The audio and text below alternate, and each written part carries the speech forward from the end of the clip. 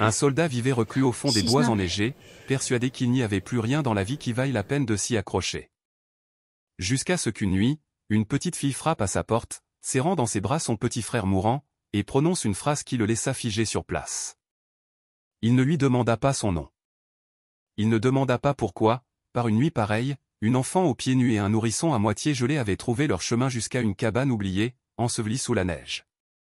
Car une seule phrase, « S'il vous plaît, ne laissez pas mon petit frère mourir », lui révéla qu'une chose cruelle était cachée. Et c'était la mère, déjà morte, qui détenait la clé d'une vérité que personne n'aurait pu imaginer. La nuit était tombée, épaisse de neige. Dehors, devant la fenêtre, de vieux pins penchaient sous le vent, leurs branches cassantes et raflant le toit comme des ongles.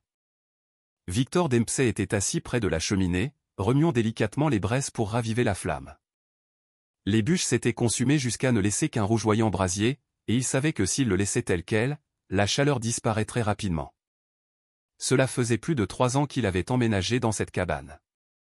À près de 10 kilomètres de la ville, sans téléphone, sans internet, avec un signal radio occasionnel si le temps le permettait.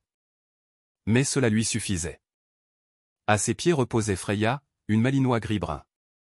Elle posait son menton sur ses pattes avant, les yeux à moitié clos, mais ses oreilles restaient alertes. Elle avait servi à ses côtés pendant des années de déploiement, et maintenant qu'ils étaient tous deux à la retraite, elle était la seule âme vivante qu'il autorisait près de lui. Victor jeta un coup d'œil au thermomètre sur le mur, juste en dessous de -10 degrés. Le vent hurlait toujours. La cabane entière tremblait à chaque fois qu'une rafale s'abattait sur elle. Il expira longuement, se leva et alla chercher plus de bois de chauffage. 3 coups légers résonnèrent dans la pièce. Freya se dressa instantanément sur ses pattes. Pas d'aboiement, pas de course vers la porte, juste une immobilité attentive, les oreilles dressées, les yeux fixés droit devant. Victor se figea en plein mouvement, une bûche encore à la main. Il lui fallut quelques secondes pour réaliser ce qu'il venait d'entendre. Personne ne frappait à cette heure. Le sentier menant à la cabane était enseveli sous la neige depuis l'après-midi. Si quelqu'un était arrivé ici, il devait avoir une raison très sérieuse. Il posa la bûche, ouvrit un tiroir près de la porte et en sortit son pistolet. Freya ne quitta jamais l'entrée des yeux. Victor marcha lentement vers la porte et alluma la lumière du porche. Une chaude lueur jaune se répandit à travers la vitre givrée, mais il ne vit toujours personne. De nouveau, 3 coups. La lumière stable, il déverrouilla la porte et l'entr'ouvrit.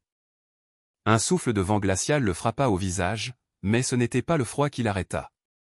C'était la petite fille debout sur le pas de sa porte, pas plus de 8 ans. Des cheveux foncés collaient à son visage, humide et emmêlé de givre. Elle portait un manteau fin, trempé, ses pieds nus enfouis dans la neige, ses petits bras serrant un paquet gris de couverture. Victor s'abaissa, sa voix instinctivement calme et profonde. « Ma chérie. S'il vous plaît, ne laissez pas mon petit frère mourir. » Sa voix se brisa, elle tremblait comme le vent. Un éclair sembla traverser l'esprit de Victor. Cette phrase, cette image d'un bébé dans les bras d'une enfant, perça un souvenir qu'il avait enfoui il y a longtemps. Il s'agenouilla et tira doucement le bord de la couverture. Un nouveau-né, un petit garçon, les joues rouges, les yeux clos, les lèvres devenant bleues, la respiration rapide et superficielle. « Oh mon Dieu !» murmura Victor. Il ne posa pas d'autres questions. Il enveloppa le bébé dans ses bras, saisit le poignet de la petite fille de l'autre main et les fit entrer tous les deux. Il ferma la porte, verrouilla le loquet et retourna rapidement vers le feu. Freya était déjà là, observant silencieusement, les yeux ne les quittant jamais. Victor déposa le bébé sur le matelas près du feu. Il vérifia le pouls, puis évalua la température avec le dos de sa main. Trop chaud au toucher, mais les lèvres et les doigts viraient déjà au bleu. Une forte fièvre et une hypothermie en même temps, une combinaison rare mais extrêmement dangereuse. Il prit un linge propre, l'humidifia d'eau tiède et essuya doucement le front et la nuque du bébé. Puis il se tourna vers la petite fille. Elle se tenait immobile près de la porte, ne disant rien, serrant toujours fermement le coin de la couverture. « Comment t'appelles-tu » demanda Victor, sa voix calme et posée. « Léna, et le bébé, Noah. C'est mon petit frère. » Victor hocha légèrement la tête et se leva pour aller chercher une autre couverture.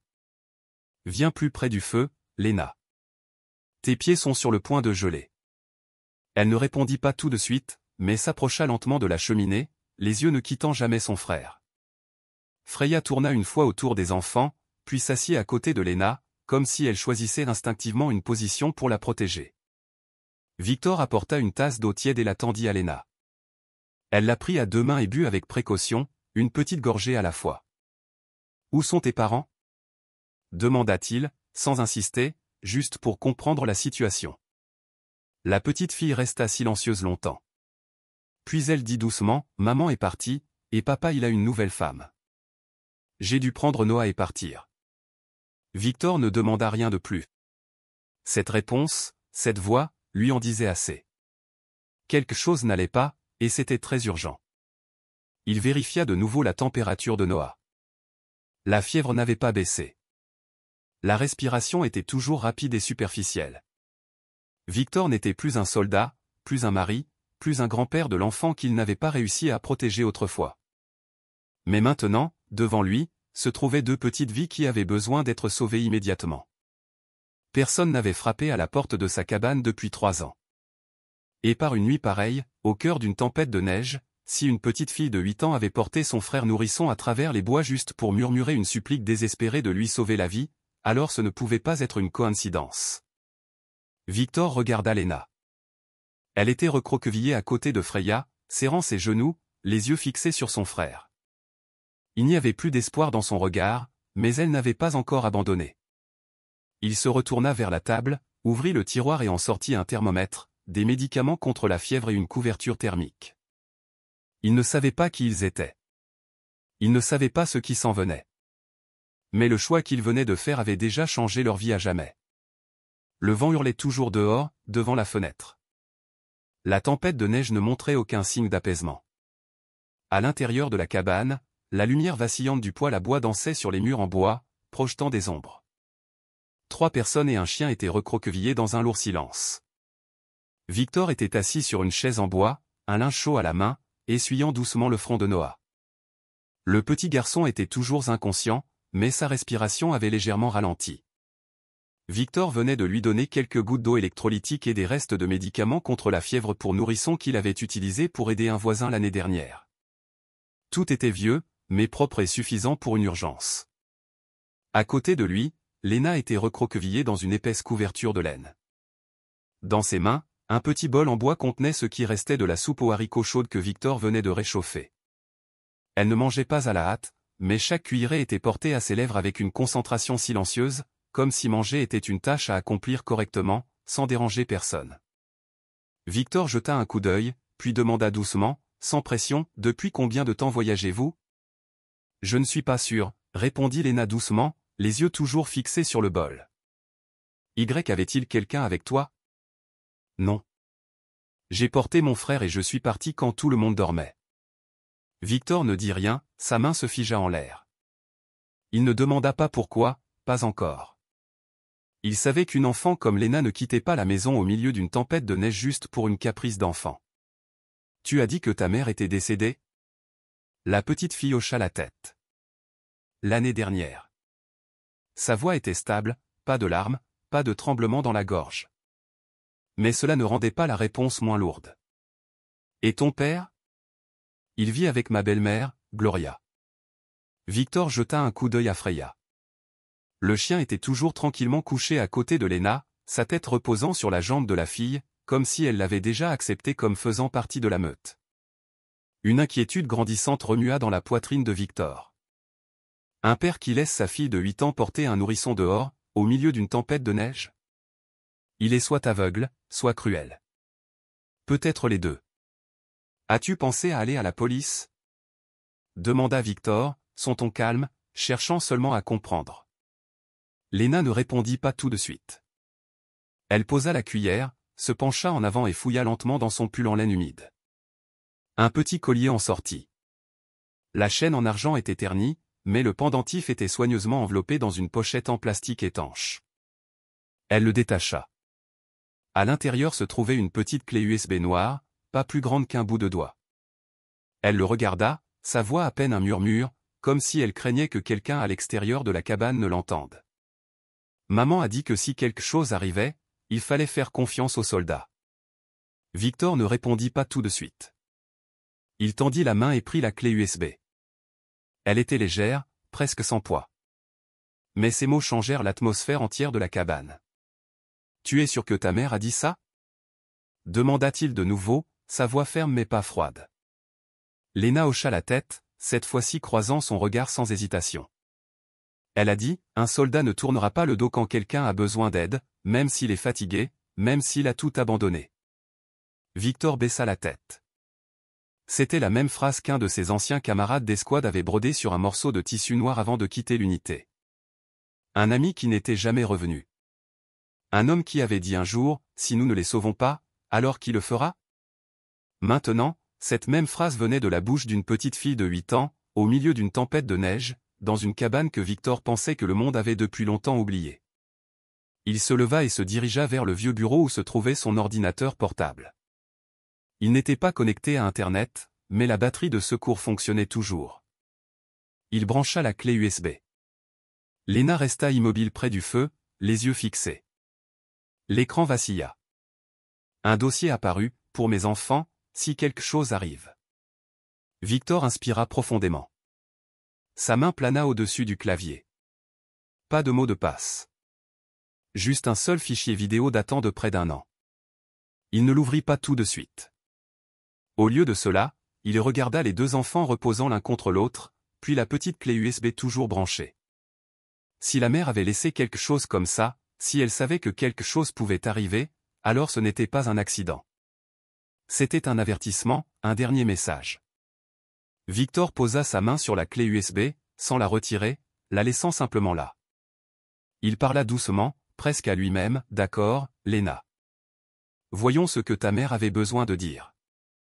Et si c'était toi, accepterais-tu d'héberger une petite fille étrangère et d'accepter ce qu'elle apportait avec elle ?» La cabane était enveloppée d'un silence tamisé et ombragé, éclairé seulement par la flamme vacillante de la cheminée et la lueur jaune pâle d'une simple lampe à huile fixée au mur. Dehors, le vent hurlait toujours comme une âme perdue, mais maintenant il ne semblait plus terrifiant. Il était devenu autre chose, un murmure obsédant. Il n'y avait pas de signal de téléphone portable, pas d'internet, juste la profonde immobilité des montagnes et les sons de la nature. Victor s'accroupit près d'une vieille table en bois où se trouvait son unique ordinateur portable. C'était un modèle classique, une relique d'une vie passée, principalement utilisée pour regarder de vieilles photos ou lire des livres électroniques. La faible lueur bleue de l'écran projetait une lumière pâle sur son visage, soulignant les rides profondes et le poids de ses pensées. Freya était recroquevillée à ses pieds, les yeux à moitié clos mais alertes. Le bébé Noah dormait profondément près de la cheminée, sa respiration plus régulière maintenant. Léna était assise à côté de son frère, les yeux fixés sur Victor, remplis d'espoir et de peur à la fois. Victor tenait la petite clé USB noire que Léna lui avait tendue. Elle était si minuscule qu'elle semblait presque invisible, mais son poids dans sa paume était indéniable. Il l'inséra dans le vieil ordinateur portable. Un doux tintement retentit, puis une fenêtre s'ouvrit. Victor cliqua sur l'icône du dossier et vit un unique fichier vidéo. Il double-cliqua. L'écran vacilla, puis l'image apparut. C'était une femme. Son visage était mince, émacié, avec des yeux cernés qui révélaient une fatigue insupportable. Mais en dessous, une lueur de résilience et une peur si brute qu'elle transperçait. Elle regardait directement la caméra, comme à travers le temps, à travers l'espace, droit dans les yeux de Victor. Derrière elle se trouvait une pièce austère et froide, un lit d'hôpital, quelques effets personnels. Elle ne dit pas un mot sur son état, mais il était clair que cette femme était gravement malade. « Bonjour, Léna, ma douce fille. » La voix de la femme se fit entendre, faible mais claire, entrecoupée de respirations laborieuses. « Je savais que tu trouverais ça. Je suis désolé. Il ne me reste plus beaucoup de temps. » Victor et Léna retinrent leur souffle. Léna serra les mains, les yeux rivés sur l'écran.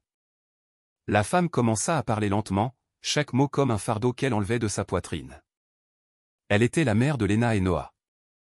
Elle raconta sa maladie, comment elle avait dû être hospitalisée, et comment, à son plus vulnérable, elle avait été contrainte par Gloria, la belle-mère de Léna, et Lucas, son père biologique, de signer un papier.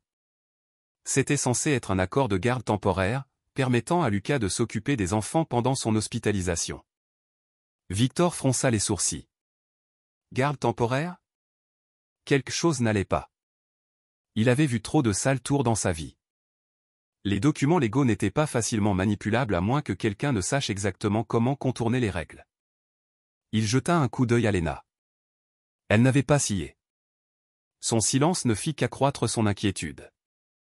Je leur ai fait confiance, la voix de la femme trembla. Je pensais qu'il prendrait soin de vous. Mais je me suis trompé. Elle continua. Après avoir signé l'accord temporaire, Gloria et Lucas l'avaient utilisé comme levier.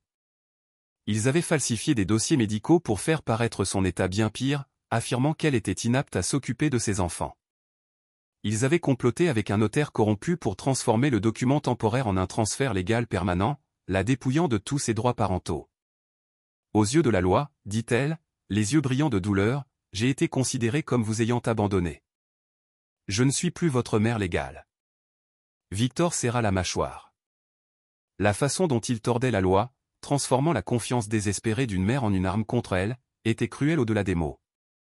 Il avait vu des abus de pouvoir similaires dans l'armée, des hommes qui déformaient la vérité pour servir leurs propres fins. Était-ce une autre manipulation, une histoire fabriquée? Même si Lena était venue à lui en utilisant un code spécifique, le soldat Victor ne pouvait toujours pas tout accepter au pied de la lettre. C'était un homme de logique. Ses affirmations avaient besoin de preuves. Il voulait tout, continua la mère, des larmes coulant maintenant sur ses joues. Pas seulement la garde. Il voulait l'héritage de Lena. Je sais que Gloria ne vous a jamais aimé. Elle ne voulait que l'argent. Elle ne prendra pas soin de toi, Lena. Elle va te faire du mal. La vidéo se termina avec la femme tentant de sourire, un sourire fragile, déchirant, plein d'amour et de désespoir. Tu dois protéger Noah, Lena. Trouve un soldat, quelqu'un en qui tu peux avoir confiance. Protégez-vous mutuellement. L'écran devint noir. La cabane redevint silencieuse, mais cette fois-ci, c'était un lourd silence, épais de fureur, et un plan se formait lentement dans l'esprit de Victor. Il se tourna vers Lena. Elle n'avait toujours pas bougé. Ses yeux étaient rouges mais secs. Les traces de larmes s'étaient durcies sur ses joues. La résignation sur son petit visage tordit le cœur de Victor. Il pouvait voir la peur et la perte dans ses yeux. Lena, demanda Victor doucement, sa voix plus profonde, plus chaude, j'ai besoin de savoir. Pourquoi es-tu parti cette nuit-là, au milieu d'une tempête de neige? Que s'est-il passé? Lena leva les yeux vers lui. Une ombre passa dans son regard, quelque chose de vieux et de terrifiant. Elle hésita, puis parla. Sa voix était douce, mais débordante de quelque chose d'aiguisé et de profond, non pas de défaite, plus maintenant. Une rage. Gloria, elle ne supportait pas quand Noah pleurait, dit Lena, chaque mot comme un couteau dans l'air. La nuit dernière, il a beaucoup pleuré. Il avait de la fièvre. Elle a perdu la tête. Elle l'a arraché de mes bras et elle a essayé de le jeter dehors sur le porche, au milieu de la tempête. Victor se figea. Chaque doute s'évanouit instantanément. Cette image, la pensée d'un nouveau-né malade jeté dans la neige, était plus que cruelle, c'était inhumain. C'était une horreur qu'aucun enfant ne devrait jamais vivre.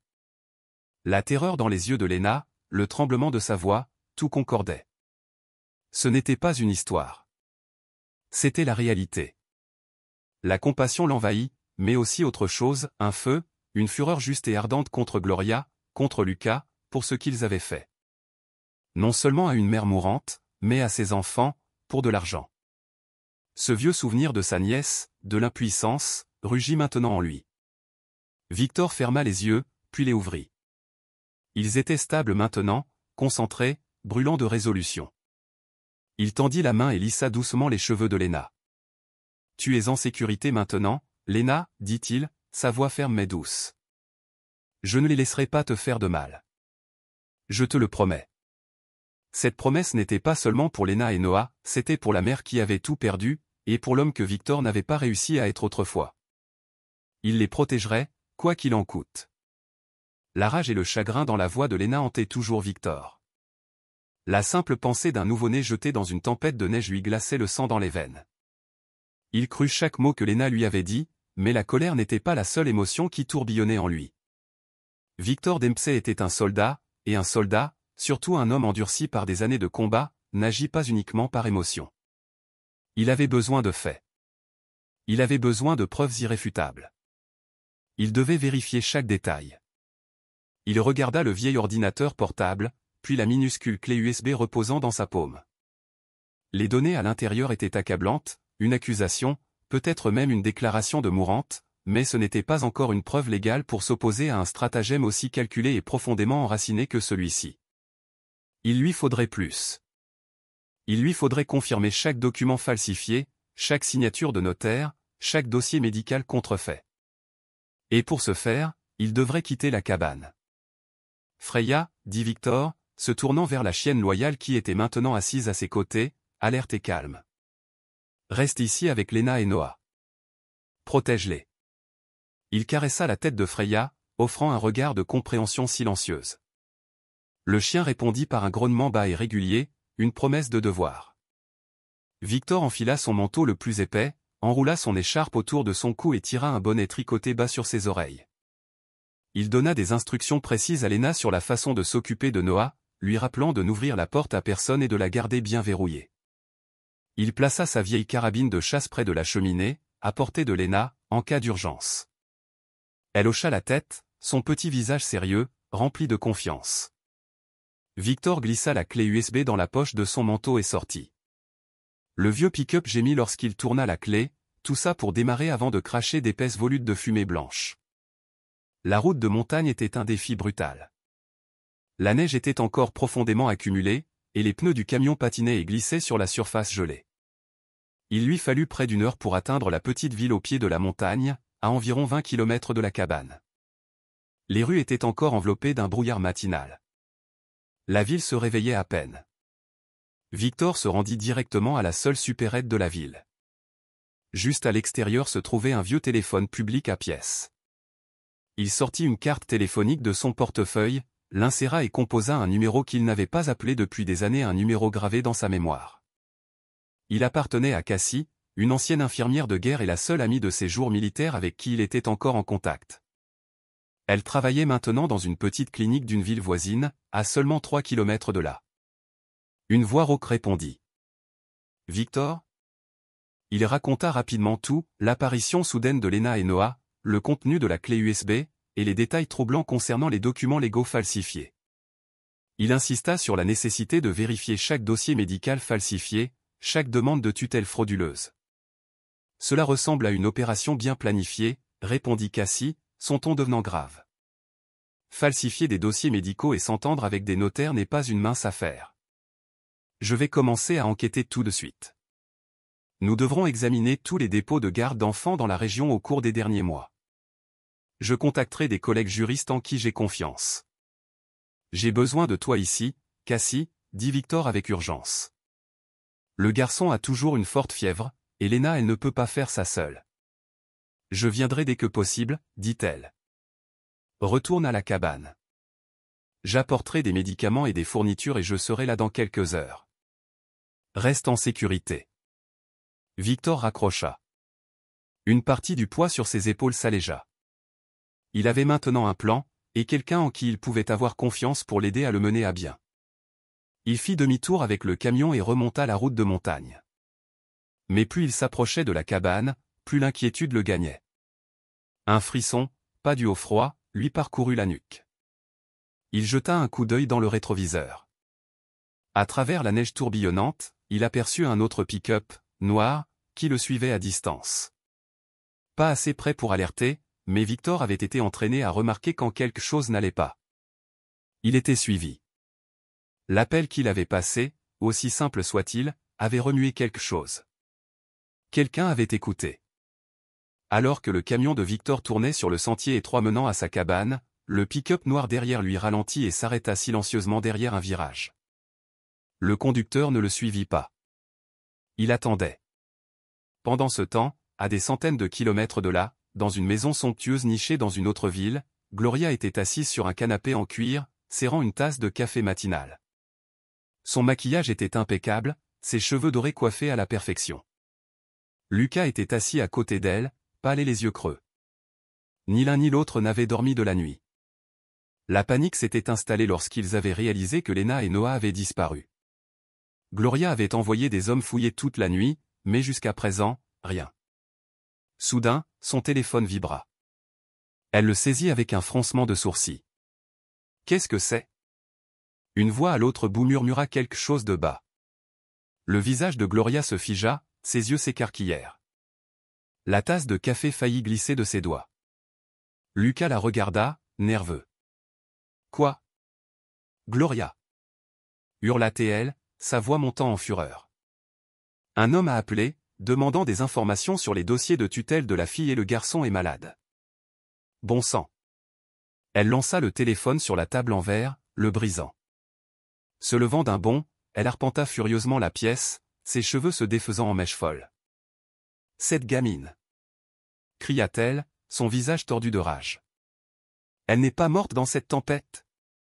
Elle a trouvé quelqu'un, et ce quelqu'un a passé un coup de fil. Il fouille. Elle a dû lui donner cette fichue clé USB. Lucas recula, terrifié. Quoi, qu'est-ce que tu vas faire? Balbutia Théil. Gloria se retourna, les yeux flamboyants. Qu'est-ce que je vais faire? Je vais les trouver.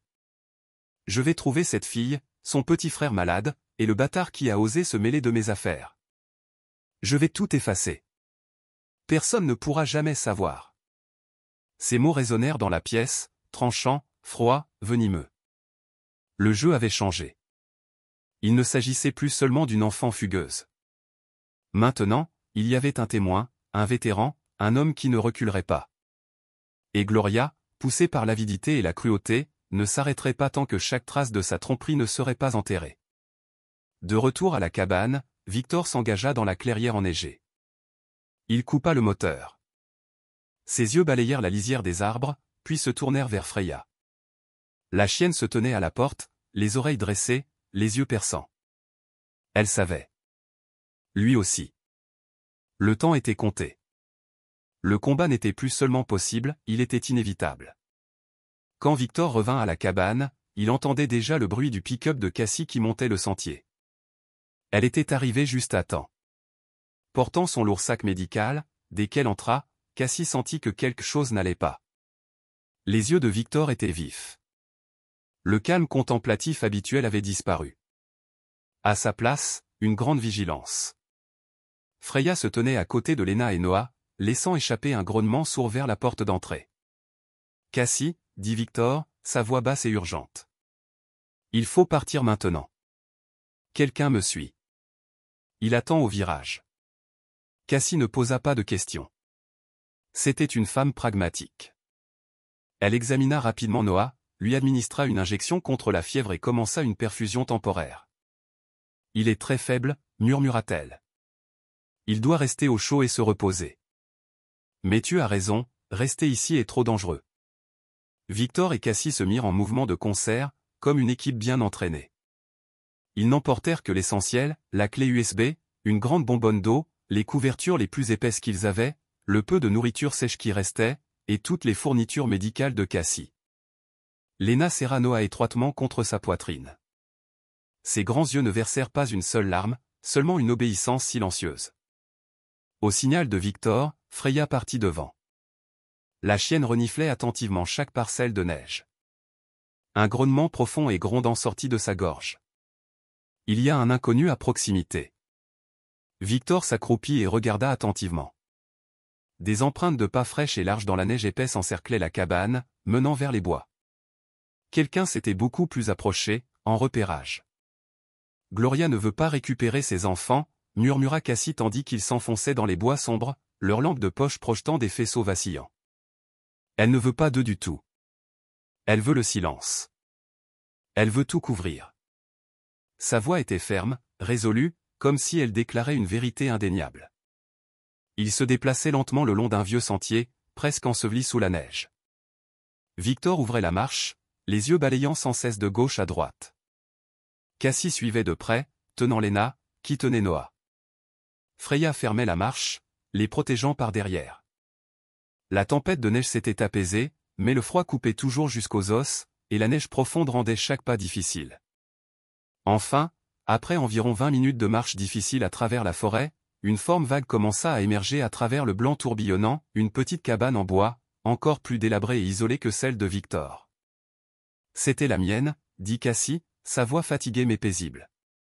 C'était mon ancienne clinique de campagne quand je travaillais ici il y a des années.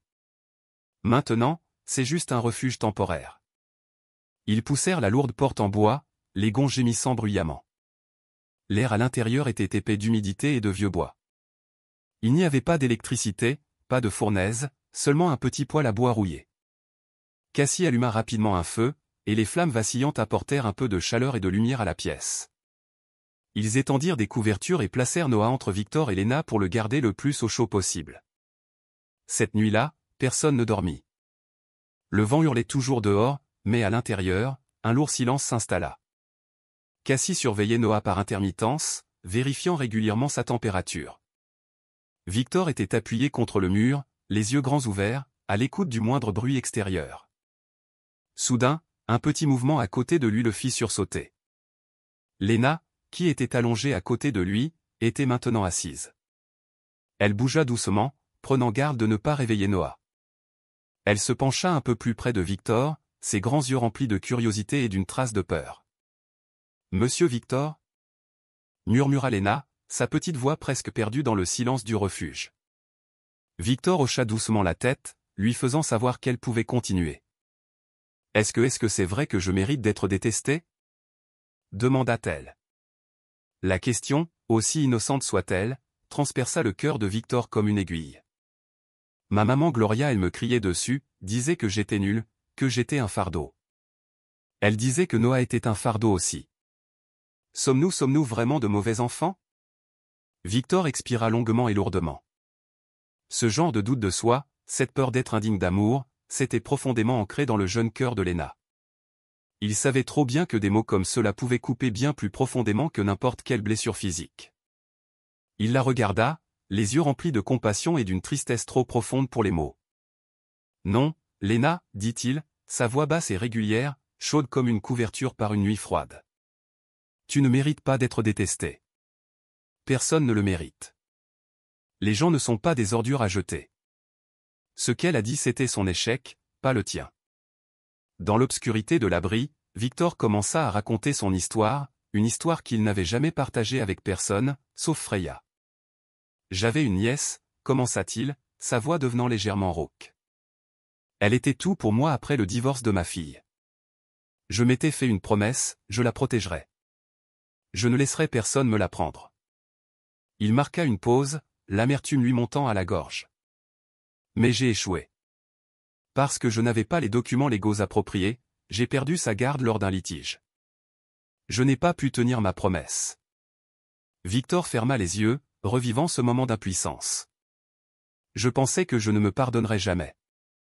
Je suis venu ici pour me cacher, pour vivre seul, pensant que je ne méritais plus d'être en compagnie de qui que ce soit.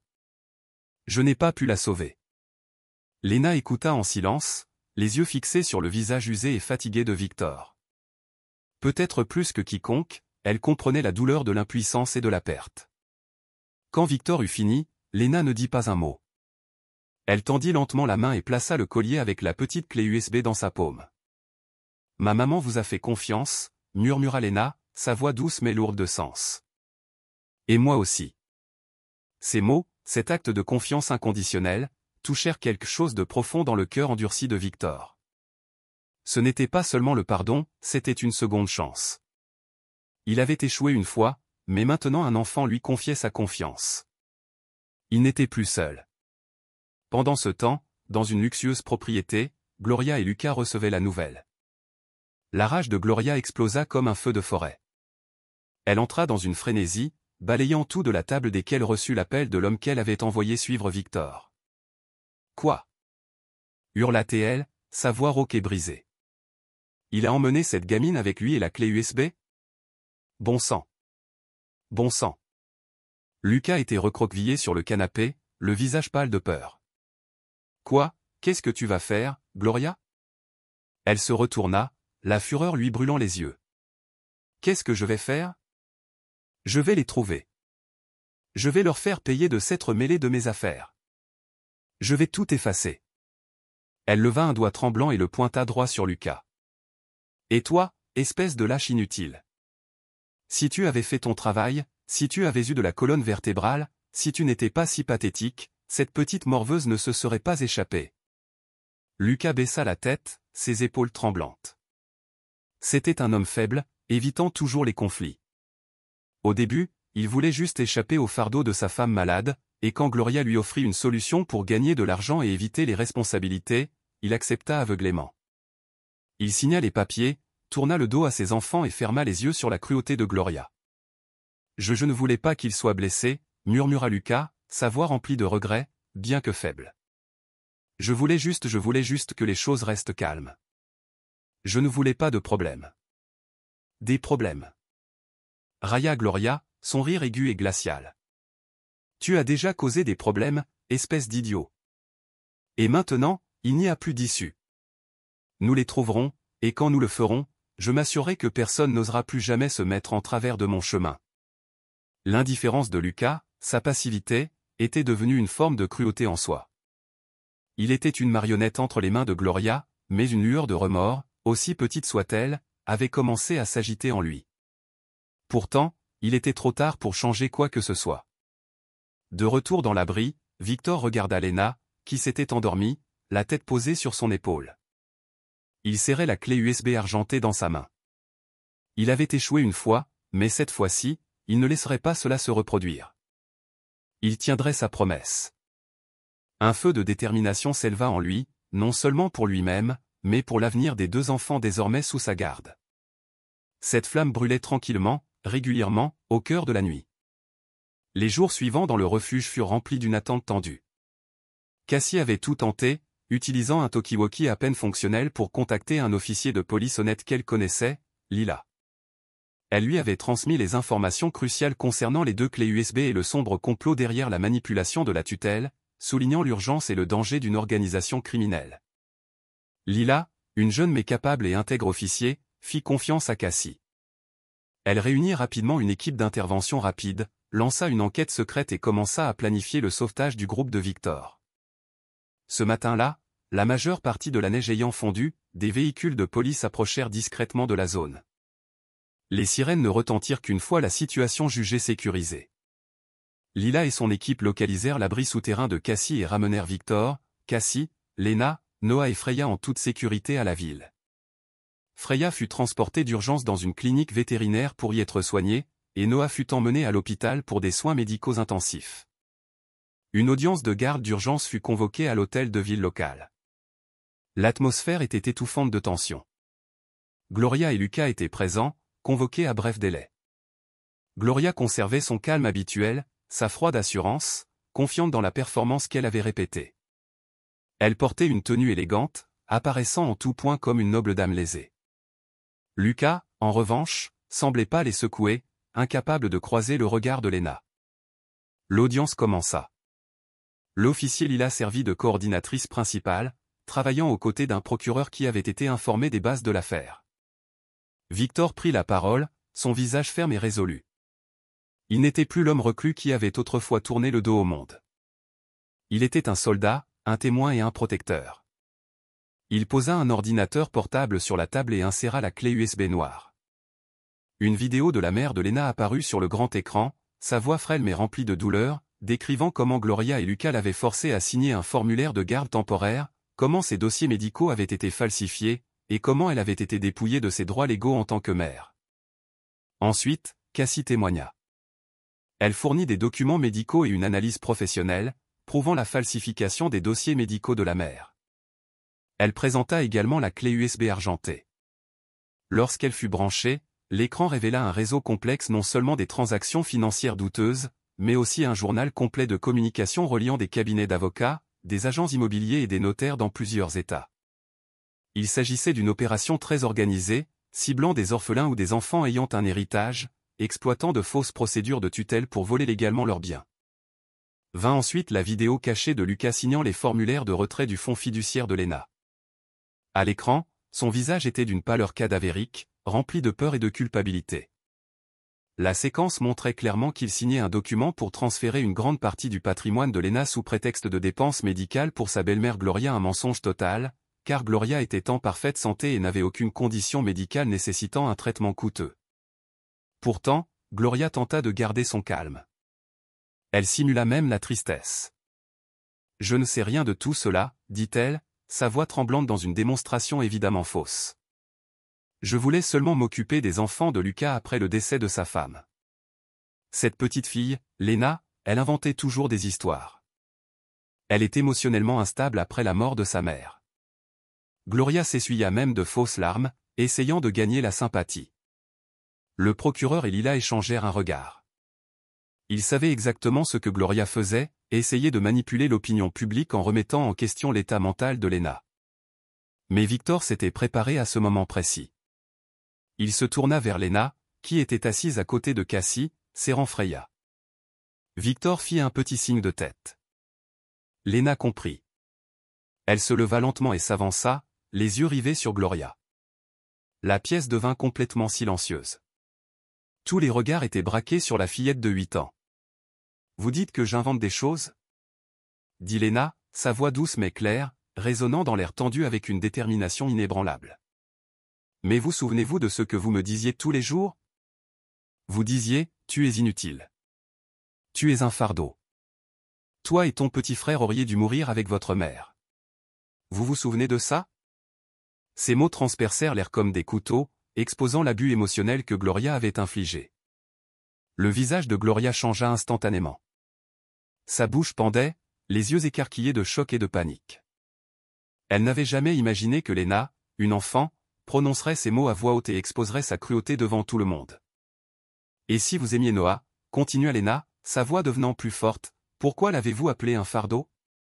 Pourquoi avez-vous essayé de l'arracher de mes bras et de le jeter dans la neige, juste parce qu'il pleurait ? » Ce dernier coup brisa toute illusion que Gloria avait tenté de maintenir. Son masque tomba. Son expression se tordit de rage et de désespoir. « Toi.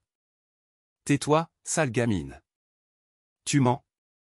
Personne ne va te croire. » hurla-t-elle, son apparence élégante s'effondrant, révélant sa vraie nature. Lila fit immédiatement signe aux officiers. « Madame Gloria, vous perturbez les débats judiciaires. » Puis Lucas, le père biologique, fut ramené pour un complément d'interrogatoire. Sous le poids des preuves et du témoignage de Lena, il s'effondra complètement. Son visage devint d'une pâleur cadavérique, ses épaules tremblantes, les larmes coulant sur ses joues. Il ne pouvait plus supporter la culpabilité ou la honte. « Je suis désolé, » murmura Lucas, sa voix étranglée par le remords. « Elle m'a manipulé, Gloria. Elle a dit que je devais signer ces papiers pour éviter des problèmes financiers. Elle a promis que si je le faisais, je n'aurais plus à me soucier de la maladie de mon ex-femme ni d'élever les enfants.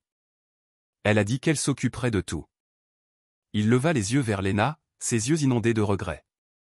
Je voulais juste être libre de toute responsabilité. Je ne savais pas qu'elle était si cruelle. Je suis désolé, Lena. Je suis tellement désolé. » La faible confession de Lucas, même si elle n'effaçait pas sa faute, compléta la dernière pièce du dossier. Il confirma le motif du vol de biens et la manipulation de Gloria. La pièce bourdonnait de murmures.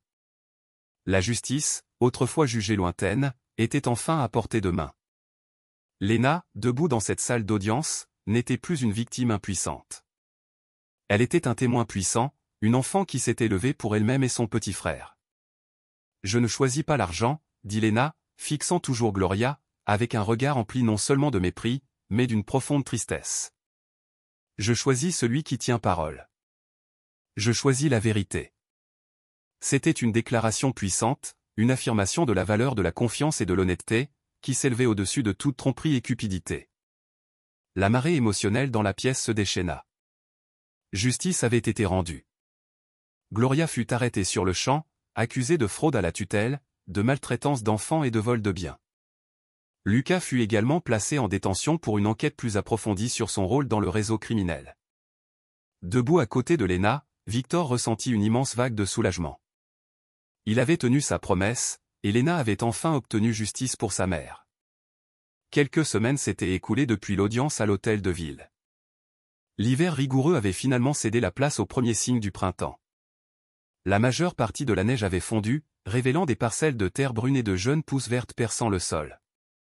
La colline où se tenait la cabane de Victor retrouvait sa paix naturelle, désormais vibrante d'une nouvelle vie.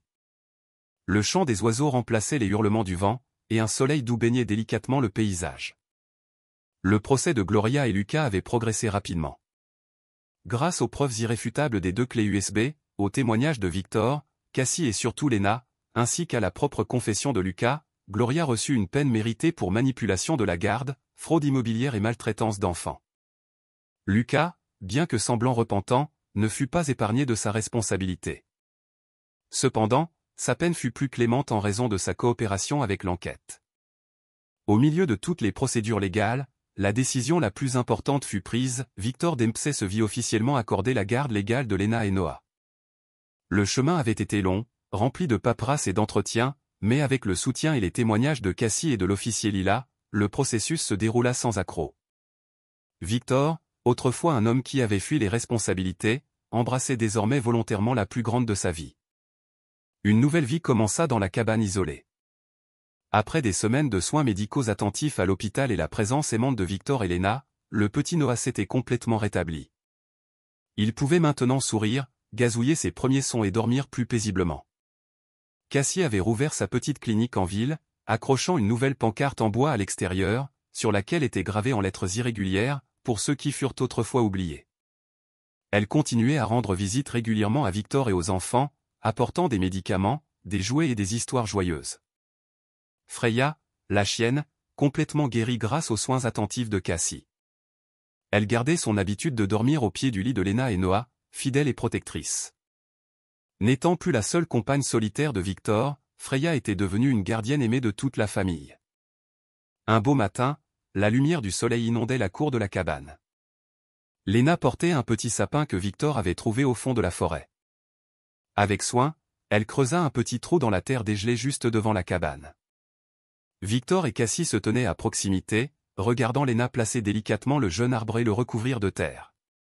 C'était un rituel simple, mais rempli de sens.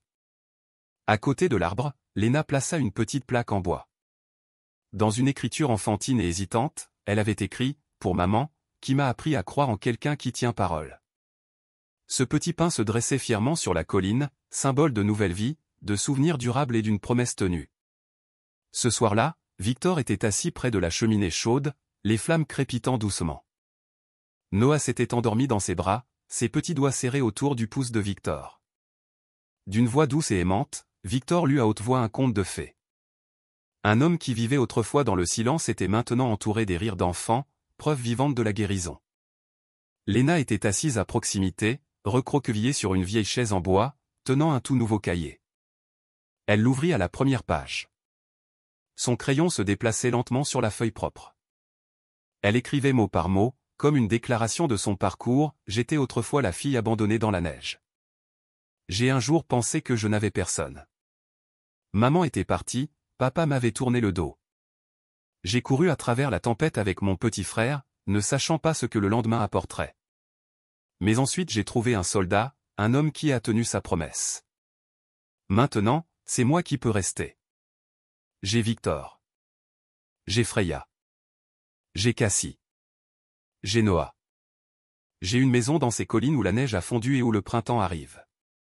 Je sais que la vie sera encore dure, mais je n'ai plus peur, parce que je ne suis pas seul. Et je n'oublierai jamais. Je n'oublierai jamais celui qui a cru en moi, qui a tenu sa promesse. Je n'oublierai jamais l'endroit où j'ai été trouvé. Je n'oublierai jamais que je suis digne d'amour. La lampe à huile continuait de brûler, projetant une lueur chaude dans la pièce. Dehors, les étoiles scintillaient dans le ciel nocturne clair. Personne n'était plus seul. Chacun d'eux avait trouvé un endroit où retourner, une nouvelle famille à sa manière. L'histoire ne se termina pas par une fin de conte de fées parfaite. Elle se termina par quelque chose de bien plus profond, une véritable guérison, un lien durable et un espoir tranquille et grandissant sous les collines où la neige avait enfin fondu. Et c'est l'histoire de Victor, Lena et du petit Noah. Une histoire gravée dans le courage, la confiance et le pouvoir de guérison de la gentillesse humaine. Par la nuit d'hiver la plus froide et la plus sombre, alors que toutes les portes semblaient fermées, un coup frappa, amorçant un voyage non seulement pour chercher la justice, mais pour trouver une famille. Victor, un homme qui vivait autrefois dans la solitude et le silence, retrouva son but. Léna, une petite fille portant le poids du monde sur ses épaules, trouva sécurité et foyer. Et Noah, une âme innocente prise dans la tempête, trouva l'amour inconditionnel. Cette histoire nous rappelle que même dans nos heures les plus sombres, il y a toujours une lumière d'espoir, de compassion, de connexion. Elle montre comment un acte de foi silencieux peut changer une vie, et comment une promesse tenue peut panser même les blessures les plus profondes. Avez-vous déjà été témoin d'un enfant traité injustement, ou peut-être vous êtes-vous déjà senti vraiment seul, vous demandant si quelqu'un pouvait comprendre? Si oui, seriez-vous prêt à partager votre expérience dans les commentaires ci-dessous? Vous ne savez jamais qui pourrait se sentir compris et réconforté par vos mots. Et plus que tout, j'espère que, où que vous soyez et quoi que vous affrontiez dans la vie, vous trouverez votre propre gardien de promesses, votre propre lumière dans l'obscurité. N'arrêtez jamais d'y croire. Merci d'avoir marché avec moi à travers cette histoire. On se retrouve dans la prochaine. Un soldat vivait reclus au fond des bois enneigés, persuadé qu'il n'y avait plus rien dans la vie qui vaille la peine de s'y accrocher. Jusqu'à ce qu'une nuit, une petite fille frappe à sa porte, serrant dans ses bras son petit frère mourant, et prononce une phrase qui le laissa figé sur place. Il ne lui demanda pas son nom. Il ne demanda pas pourquoi, par une nuit pareille, une enfant aux pieds nus et un nourrisson à moitié gelé avaient trouvé leur chemin jusqu'à une cabane oubliée, ensevelie sous la neige. Car une seule phrase, « S'il vous plaît, ne laissez pas mon petit frère mourir », lui révéla qu'une chose cruelle était cachée. Et c'était la mère, déjà morte, qui détenait la clé d'une vérité que personne n'aurait pu imaginer. La nuit était tombée, épaisse de neige. Dehors, devant la fenêtre, de vieux pins penchaient sous le vent, leurs branches cassantes et raflant le toit comme des ongles. Victor Dempsey était assis près de la cheminée, remuant délicatement les braises pour raviver la flamme. Les bûches s'étaient consumées jusqu'à ne laisser qu'un rougeoyant brasier, et il savait que s'il le laissait tel quel, la chaleur disparaîtrait rapidement. Cela faisait plus de 3 ans qu'il avait emménagé dans cette cabane. À près de 10 kilomètres de la ville, sans téléphone, sans internet, avec un signal radio occasionnel si le temps le permettait. Mais cela lui suffisait. À ses pieds reposait Freya, une malinois gris-brun. Elle posait son menton sur ses pattes avant, les yeux à moitié clos, mais ses oreilles restaient alertes. Elle avait servi à ses côtés pendant des années de déploiement, et maintenant qu'ils étaient tous deux à la retraite, elle était la seule âme vivante qu'il autorisait près de lui. Victor jeta un coup d'œil au thermomètre sur le mur, juste en dessous de -10 degrés. Le vent hurlait toujours. La cabane entière tremblait à chaque fois qu'une rafale s'abattait sur elle. Il expira longuement, se leva et alla chercher plus de bois de chauffage. 3 coups légers résonnèrent dans la pièce. Freya se dressa instantanément sur ses pattes. Pas d'aboiement, pas de course vers la porte, juste une immobilité attentive, les oreilles dressées, les yeux fixés droit devant. Victor se figea en plein mouvement, une bûche encore à la main. Il lui fallut quelques secondes pour réaliser ce qu'il venait d'entendre. Personne ne frappait à cette heure. Le sentier menant à la cabane était enseveli sous la neige depuis l'après-midi. Si quelqu'un était arrivé ici, il devait avoir une raison très sérieuse. Il posa la bûche, ouvrit un tiroir près de la porte et en sortit son pistolet. Freya ne quitta jamais l'entrée des yeux. Victor marcha lentement vers la porte et alluma la lumière du porche. Une chaude lueur jaune se répandit à travers la vitre givrée, mais il ne vit toujours personne. De nouveau, 3 coups. La lumière stable, il déverrouilla la porte et l'entr'ouvrit. Un souffle de vent glacial le frappa au visage, mais ce n'était pas le froid qui l'arrêta. C'était la petite fille debout sur le pas de sa porte, pas plus de 8 ans. Des cheveux foncés collaient à son visage, humide et emmêlé de givre. Elle portait un manteau fin, trempé, ses pieds nus enfouis dans la neige, ses petits bras serrant un paquet gris de couverture.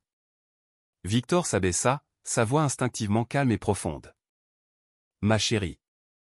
S'il vous plaît, ne laissez pas mon petit frère mourir. » Sa voix se brisa, elle tremblait comme le vent. Un éclair sembla traverser l'esprit de Victor. Cette phrase, cette image d'un bébé dans les bras d'une enfant, perça un souvenir qu'il avait enfoui il y a longtemps. Il s'agenouilla et tira doucement le bord de la couverture. Un nouveau-né, un petit garçon, les joues rouges, les yeux clos, les lèvres devenant bleues, la respiration rapide et superficielle. « Oh mon Dieu !» murmura Victor. Il ne posa pas d'autres questions. Il enveloppa le bébé dans ses bras, saisit le poignet de la petite fille de l'autre main et les fit entrer tous les deux. Il ferma la porte, verrouilla le loquet et retourna rapidement vers le feu. Freya était déjà là, observant silencieusement, les yeux ne les quittant jamais. Victor déposa le bébé sur le matelas près du feu. Il vérifia le pouls, puis évalua la température avec le dos de sa main. Trop chaud au toucher, mais les lèvres et les doigts viraient déjà au bleu. Une forte fièvre et une hypothermie en même temps, une combinaison rare mais extrêmement dangereuse. Il prit un linge propre, l'humidifia d'eau tiède et essuya doucement le front et la nuque du bébé. Puis il se tourna vers la petite fille. Elle se tenait immobile près de la porte, ne disant rien, serrant toujours fermement le coin de la couverture. « Comment t'appelles-tu » demanda Victor, sa voix calme et posée. « Lena, et le bébé, Noah. C'est mon petit frère. » Victor hocha légèrement la tête et se leva pour aller chercher une autre couverture. « Viens plus près du feu, Lena. Tes pieds sont sur le point de geler. » Elle ne répondit pas tout de suite, mais s'approcha lentement de la cheminée, les yeux ne quittant jamais son frère. Freya tourna une fois autour des enfants, puis s'assit à côté de Lena, comme si elle choisissait instinctivement une position pour la protéger. Victor apporta une tasse d'eau tiède et la tendit à Lena. Elle la prit à deux mains et but avec précaution, une petite gorgée à la fois. « Où sont tes parents » demanda-t-il, sans insister, juste pour comprendre la situation. La petite fille resta silencieuse longtemps. Puis elle dit doucement, « Maman est partie, et papa il a une nouvelle femme. J'ai dû prendre Noah et partir. » Victor ne demanda rien de plus. Cette réponse, cette voix, lui en disait assez. Quelque chose n'allait pas, et c'était très urgent. Il vérifia de nouveau la température de Noah. La fièvre n'avait pas baissé. La respiration était toujours rapide et superficielle. Victor n'était plus un soldat, plus un mari, plus un grand-père de l'enfant qu'il n'avait pas réussi à protéger autrefois. Mais maintenant, devant lui, se trouvaient deux petites vies qui avaient besoin d'être sauvées immédiatement. Personne n'avait frappé à la porte de sa cabane depuis 3 ans. Et par une nuit pareille, au cœur d'une tempête de neige, si une petite fille de 8 ans avait porté son frère nourrisson à travers les bois juste pour murmurer une supplique désespérée de lui sauver la vie, alors ce ne pouvait pas être une coïncidence. Victor regarda Lena. Elle était recroquevillée à côté de Freya, serrant ses genoux, les yeux fixés sur son frère. Il n'y avait plus d'espoir dans son regard, mais elle n'avait pas encore abandonné. Il se retourna vers la table, ouvrit le tiroir et en sortit un thermomètre, des médicaments contre la fièvre et une couverture thermique. Il ne savait pas qui ils étaient. Il ne savait pas ce qui s'en venait. Mais le choix qu'il venait de faire avait déjà changé leur vie à jamais. Le vent hurlait toujours dehors, devant la fenêtre. La tempête de neige ne montrait aucun signe d'apaisement. À l'intérieur de la cabane, la lumière vacillante du poêle à bois dansait sur les murs en bois, projetant des ombres. 3 personnes et un chien étaient recroquevillés dans un lourd silence. Victor était assis sur une chaise en bois, un linge chaud à la main, essuyant doucement le front de Noah. Le petit garçon était toujours inconscient, mais sa respiration avait légèrement ralenti. Victor venait de lui donner quelques gouttes d'eau électrolytique et des restes de médicaments contre la fièvre pour nourrisson qu'il avait utilisés pour aider un voisin l'année dernière. Tout était vieux, mais propre et suffisant pour une urgence. À côté de lui, Lena était recroquevillée dans une épaisse couverture de laine. Dans ses mains, un petit bol en bois contenait ce qui restait de la soupe aux haricots chaude que Victor venait de réchauffer. Elle ne mangeait pas à la hâte, mais chaque cuillerée était portée à ses lèvres avec une concentration silencieuse, comme si manger était une tâche à accomplir correctement, sans déranger personne.